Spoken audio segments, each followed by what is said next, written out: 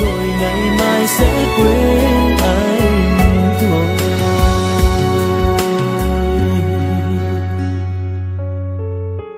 Hạnh phúc ấy sao quá mong manh, để giờ đây ta đã rời xa nhau.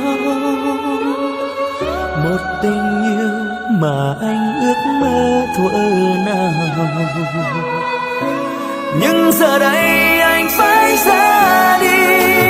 Người ơi anh xin lỗi vì đã không thể bên em ngay lúc này. Người hiểu cho anh và hãy thứ tha cho anh em nhé. Chẳng thể nào thay đổi vì chính anh cũng không thể nào hiểu được. Rồi ngày mai sẽ quên anh thôi. Rồi ngày mai sẽ quên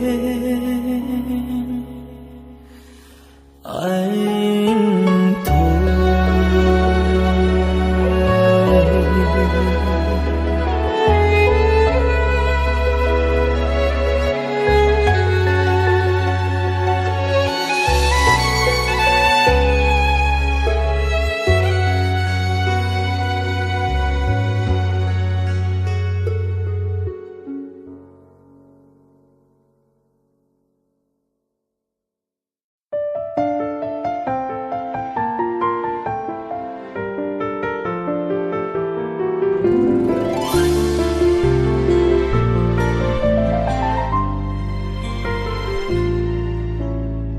Nghĩ đâu tìm ra được một niềm tin mãi mãi chẳng phai tàn.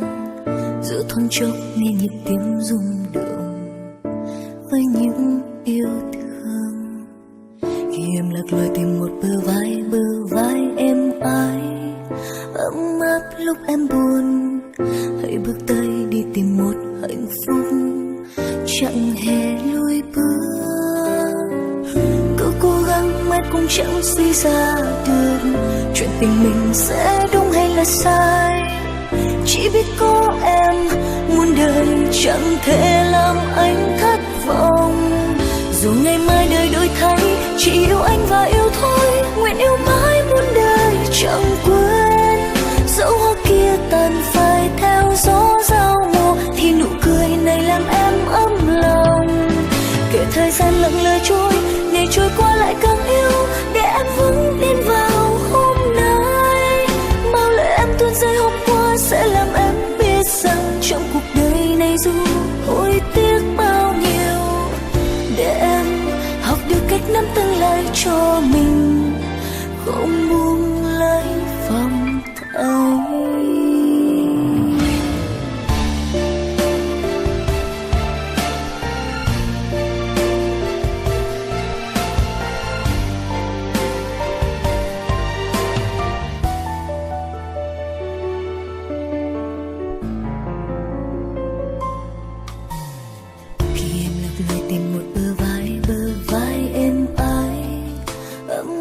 Lúc em buồn, hãy bước tới đi tìm một hạnh phúc.